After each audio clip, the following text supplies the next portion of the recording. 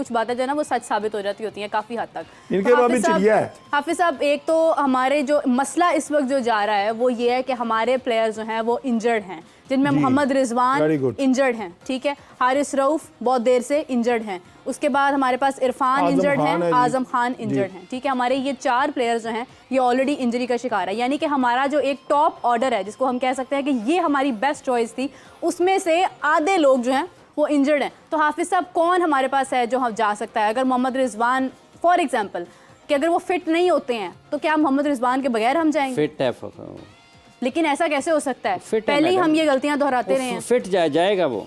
मैं आपको टीम लिख रहा हूँ, ठीक है। बाबर आजम 1, रिजवान 2, उस्मान 3, शादाब 4, इफ्तिखार 5, फ़खर 6, ठीक है। इसके बाद आ गए आपके साइम 7, क्या साइम का होना जरूरी है? साइम का नंबर नीचे लिखा गया, लेकिन मेरा ख्याल है उसको साइम 7, ठीक है। आमिर जमाल को नहीं होना चाहिए? आमिर जमाल है ही नहीं, वो पूरे 20 में नहीं है, माफ करना। वो लेकिन तो आमिर जमाल को क्या होना नहीं सबसे बड़ा चाहिए क्वेश्चन मार्क है। अगर साइम हो सकता है तो क्या आमिर नहीं हो सकता? आमिर को तो होना चाहिए था, होना चाहिए ऑलराउंडर की कैटेगरी में, बॉलिंग ऑलराउंडर। हार्दिक पांड्या को खराब कारकर्दगी के बावजूद ना सिर्फ उन्होंने किस लिए लिया हाफिज साहब उन्होंने, उसकी रेपुटेशन है, उसकी परफॉर्मेंस है, बैलेंस टीम का ठीक होता है, हमेशा पाकिस्तान के खिलाफ उसने और उसके बाद ये है कि वो फास्ट बॉलिंग ऑलराउंडर है और आपकी टीम का बैलेंस ठीक होता है। आप 3 फास्ट बॉलर्स आप 2 फास्ट बॉलर्स के साथ जाना चाहें, आप जाएं, तीसरा फास्ट बॉलर आपका फास्ट बॉलिंग ऑलराउंडर होगा, आप अपनी ऑप्शंस बढ़ा सकते हैं, ठीक है। बैटिंग भी आ गई। बाबर 1, रिजवान 2, उस्मान 3, शादाब 4, इफ्तिखार 5, फ़खर 6, साइम 7, ठीक है। ये हो गए जी 7 बैट्समैन। अब आप आ गए हैं, इसके बाद आप आ जाएं शाहीन 8, नसीम 9, हारिस, चलो फास्ट बॉलर लिख लें, हारिस 10, आमिर 11, इमाद 12 और उसके बाद एक लेग स्पिनर कितने लेके जा रहे हैं आप ये बताएं ना। देखिए मेरा ख्याल है ये जाएंगे, शदाब भी जाएगा, उसामा भी जा रहे हैं, इब्रार भी जाएगा। उसामा या इब्रार में से कोई एक होगा, वैसे होना भी एक ही चाहिए, उसामा या इब्रार में से कोई एक होगा। इमाम वसीम आ गया ना मेरे ख्याल से।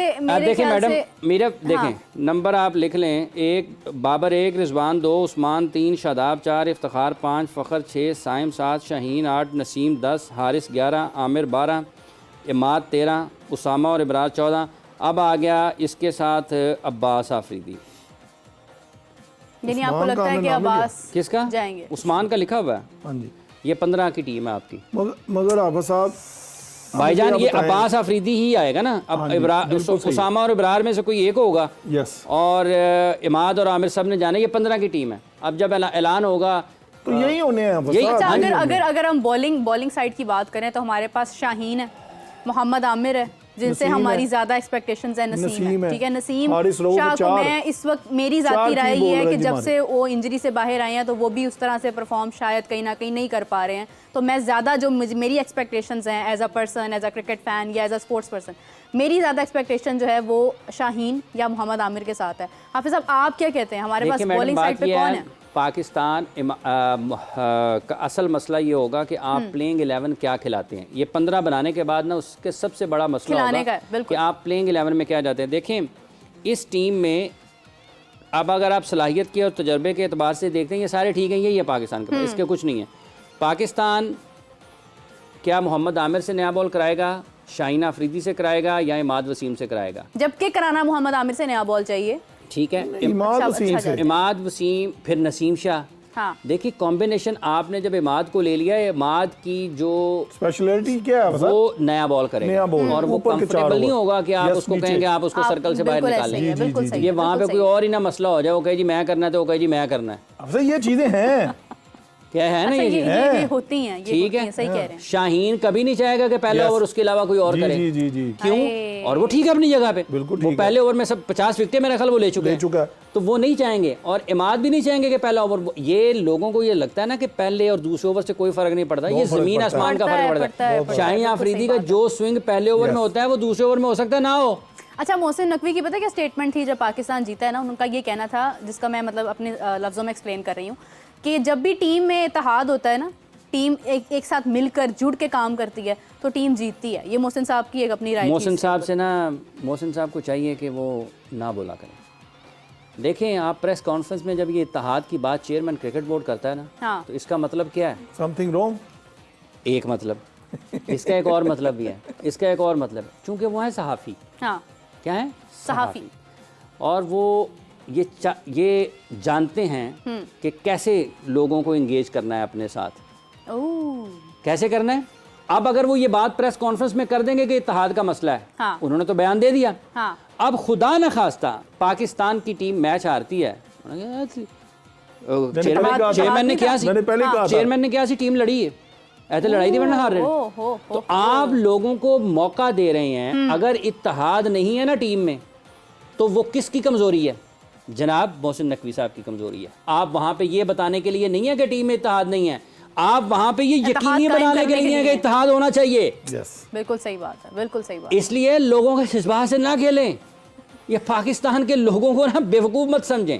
हो सकता है कुछ लोग हों, हो सकता है कुछ जानबूझ के बने हों, लेकिन सारे तो नहीं है ना। हाँ, बिल्कुल है। लोगों को समझ आती है कि आप क्या बात कर रहे हैं। लोग भाई चेयरमैन क्रिकेट बोर्ड की तरफ से ये बात होना, मतलब उनका ये कहने का मतलब है कि शाहीन अफरीदी और बाबर की आपस में लड़ाई है। उनके ये कहने का मतलब है कि बाबर रिजवान और शाहीन अफरीदी आपस में एक नहीं है। उनके ये कहने का मतलब है कि शादाब और शाहीन आपस में एक नहीं है। उनके कहने का ये मतलब है कि बाबर आजम और मोहम्मद आमिर और इमाद वसीम की आपस में इख्तिलाफात है। क्या उनके ये कहने का मतलब है कि अब्बास अफरीदी और मोहम्मद आमिर का आपस में इख्तिलाफात हैं? क्या मतलब, इसका मतलब क्या है ये कहने का? इत्तेहाद का लोगों को समझ आनी चाहिए ना, लोगों को समझ नहीं आती।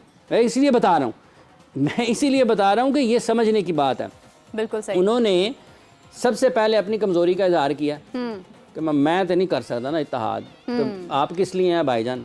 आप इंटीरियर, आप वजीर दाखिला हैं, फिर आप अपना क्या उसको कहते हैं, 2-3 जो मिनिस्ट्रियाँ हैं जो आपके नीचे कानून नाफिज करने वाले इदारे हैं, उनके 4 बंदे लगा दें, फिर साथ इत्तेहाद कायम करवा लेंगे वो।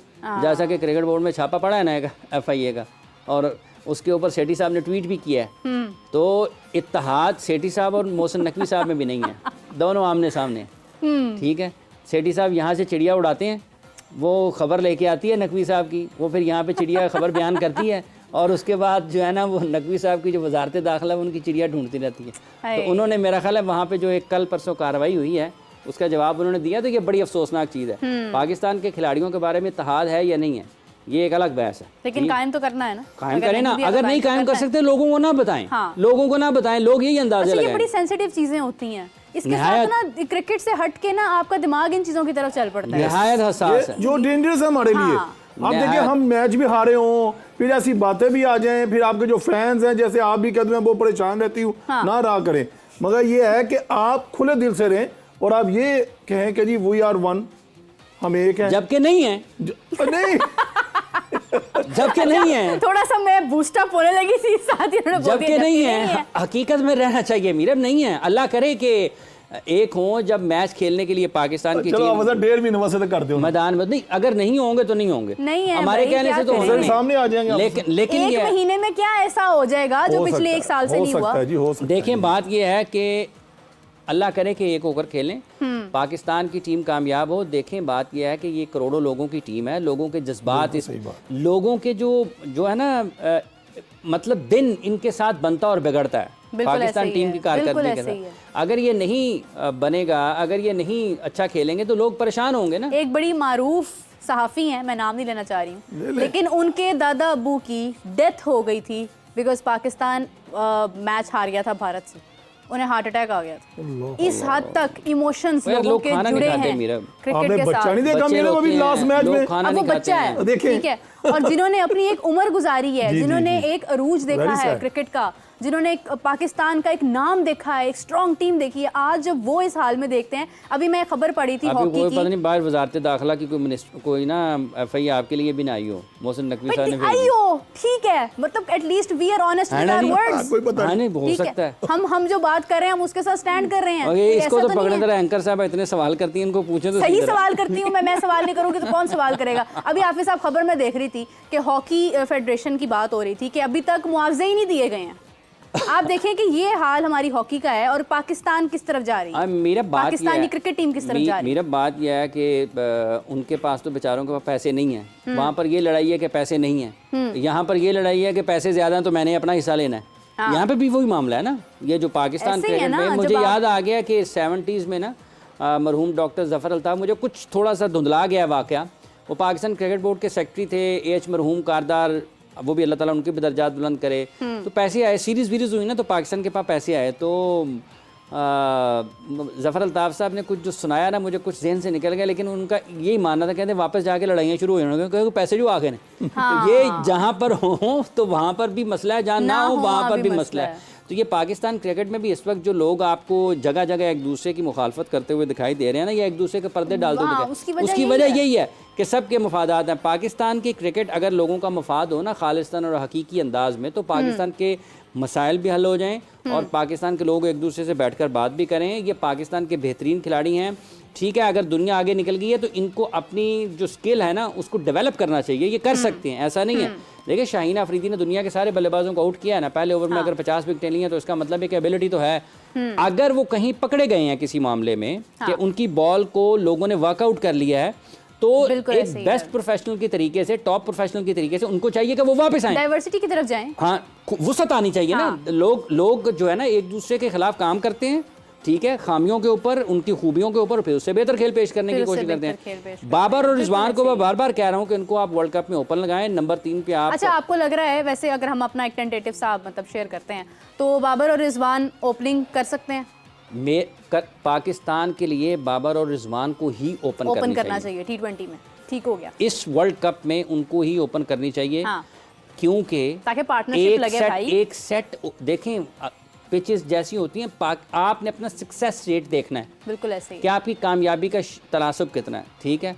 अब अगर मोहम्मद हफीज़ साहब जब डायरेक्टर थे, उन्होंने इनको हटाया, पाकिस्तान को उसका फ़ायदा हुआ या नुकसान हुआ? आपकी टीम, आपकी कश्ती ने और ज़्यादा हिचकोले लगाने शुरू कर दिए। मतलब आप नंबर 3 पे साइम को खिला लें, नंबर 4 पे उस्मान को खिला लेंगे, ठीक है। लेकिन ये आपका अंदाजा है नंबर 3, नंबर 4 पे फखर आएगा, नंबर 2 पर हमारे, नंबर 3 पर हमारे पास साइम। मेरा ख्याल है, मेरी राय है। आपसा मैं माजरत के साथ आपसा माते की बात है ना, जो हमारे व्यूअर्स हैं उनको भी पता चले। आपसे तो 1 2 3 मैं 1 2 3 ओपनर ही समझता हूँ। जैसे आजकल मॉडर्न क्रिकेट है, जैसे साइम आगे खुला खेलता है, वो अगर पहले ओवर में आउट हो जाता है, रिजवान साहब अगर आ जाते हैं चौथी बॉल के अंदर, आप उसको क्या कहेंगे आप? अच्छा, मुझे मेरा एक नाकिस जो आइडिया है मेरा, वो ये है कि कहीं ना कहीं मुझे ऐसा लग रहा है कि ओपनिंग जो है वो बाबर और साइम के साथ होगी। हो जाए तो बेहतर है, कोई इसमें कोई नुकसान वाली भी बात नहीं है। बात ये है, सॉरी आप बता, पीएसएल में आपने क्या देखा इन दोनों की पार्टनरशिप से? पीएसएल में कहीं पर चलो नहीं चल भी गई है कुछ जगहों पर। अच्छा, फखर जमान के बारे में मैं I am still feeling that कि उनको जो है वो उस नंबर पर नहीं खिलाया जाएगा जिस नंबर पर वो सही परफॉर्म करते हैं।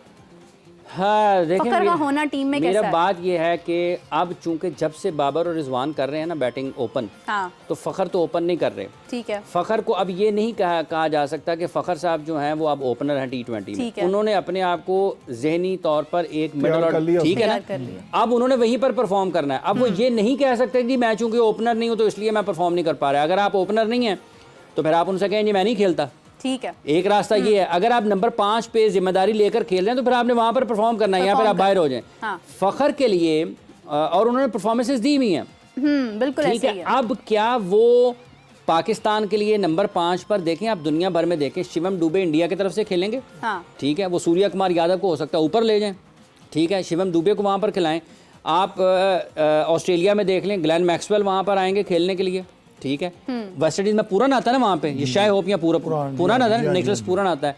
आप साउथ अफ्रीका में देख लें, क्लेसन आएगा वहाँ पर खेलने के लिए, हैंडी क्लेसन, और उसकी कारकर्दगी देख लें, ठीक है। कुक को वो ऊपर ले जाएंगे। न्यूजीलैंड में डैरल मिचेल वहाँ पर खेलता है, जिमी नीशैम खेलता है, ठीक है, कॉनवॉय, ठीक है। उनके मिडल ऑर्डर में भी आपको बड़े तेजी से रन्स बनाने वाले लोग नजर आते हैं, ठीक है। और ये सारे के सारे स्पेशलिस्ट हैं अपने नंबरों के। किसी जगह पर आपको ये नज़र नहीं आएगा कि फ़खर की तरह के ओपनर को नंबर 5 पे ले आए हैं, उस्मान खान के ओपनर को तरह के खिलाड़ी को नंबर 4 पे ले आए हैं, साइम अयूब के लिए बाबर और रिजवान के ओपनिंग पेयर को छेड़ दिया है। आजकल के क्रिकेट में जो ओपनर्स हैं उनका स्ट्राइक रेट भी बेहतर हुआ है, इसमें कोई दो राय नहीं है, लेकिन ये वक्त नहीं है ना कि आप बाबर और रिजवान के स्ट्राइक रेट को लेकर बैठें। परेशानी की बात ये है कि जो नाम इन्होंने लिए हैं हर मुल्क की टीम के कि ये ओपन करेंगे, ये ओपन करेंगे, ये वो नाम है जिन्होंने स्कोर फेंकना है, जिनकी विकेट अगर आपने नहीं ली है ना तो आपके लिए स्कोर चेस करना मुश्किल हो जाना है। अगर बैटिंग इनकी जानिब से पहले हो जाती है तो हमारे पास जो ओपनिंग जो है जिसमें पेयर है जिसकी आप बात करें, अगर हम उसमें कहीं ना कहीं कोई कोताही कर जाते हैं तो हाफिज साहब हमारी गेम तो वहीं पे ख़त्म हो गई। देखिए मेरे पाकिस्तान के पास ना असल मसला भला क्या है, असल मसला पाकिस्तान का 7-8 महीने की खराब क्रिकेट है। अगर पाकिस्तान ने 7-8 महीने अच्छी क्रिकेट खेली होती ना तो इन्हीं खिलाड़ियों पहले बॉलिंग खराब थी, मोहम्मद आमिर के आने से चलो बॉलिंग थोड़ी सी हमारी बेहतर हो गई, अब बैटिंग की बात आमिर के ऊपर भी बहुत दबाव होगा, ऐसा नहीं है। आप देखें कि जो आखिरी मैच में न्यूजीलैंड ने उनके खिलाफ बैटिंग की है ना, वो उनको बहुत रन हुए हैं, वो आखिरी ओवर उन्होंने अच्छा किया है। जो न्यूजीलैंड की फील्डिंग थी, और जब आप वर्ल्ड कप में जाएंगे ना तो दुनिया के बेहतरीन खिलाड़ियों ने फील्डिंग का मयार और ज़्यादा आपको अच्छा दिखाई देगा।